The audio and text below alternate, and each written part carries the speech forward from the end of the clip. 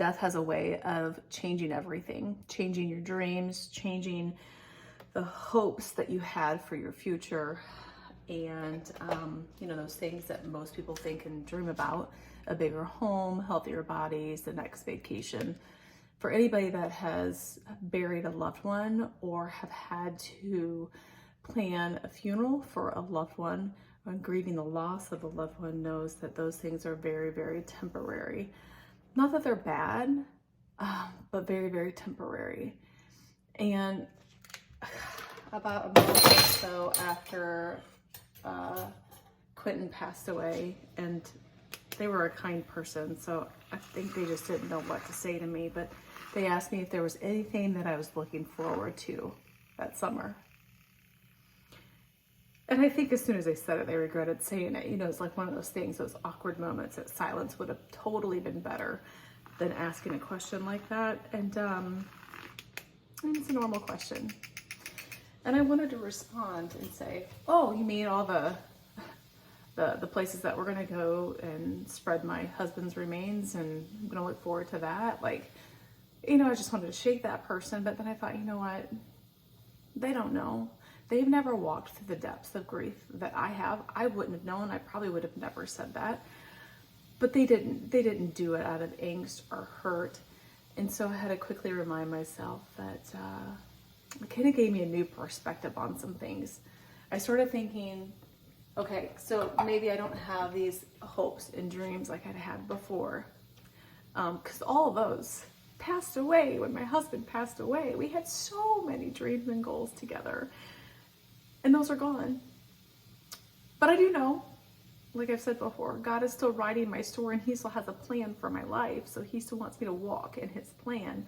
And so I started kind of rethinking what that summer would look like, those first few months after losing him. And I thought, the importance of perspective isn't the next goal to crush or isn't the next thing to do, but it's the relationships that I'm building along the way. God has my days ordained here on earth. And if I lean into the relationships that he's given to me, my children are such a huge blessing. And I look forward to spending that time with them and building new memories. Hard, yes, but new memories in the midst of our grief and connecting together in our grief. I can consider that something that I can hope for.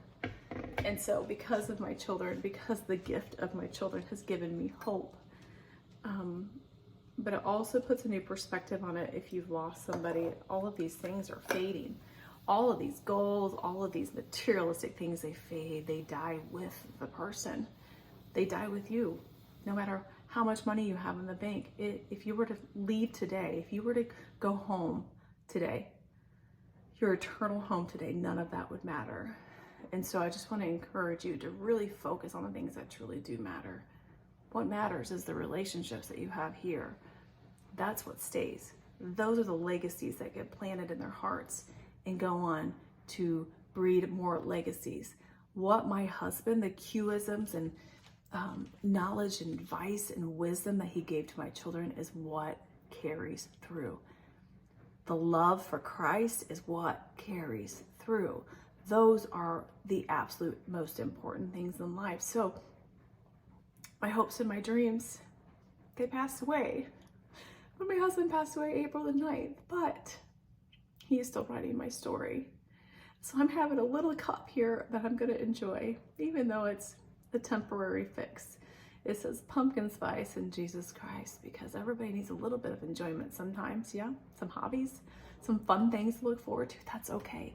Don't let me saying that make you feel guilty for that. Those things, those goals are okay, but just keep them in their place. Remember, they are temporary, they are fleeting, and the things that last right here is the Jesus Christ of it all, the relationships that you build and who you share Jesus with. That's what truly matters. So lean into the eternal things, friends, not the ones that are gonna die off, not the ones that are temporary.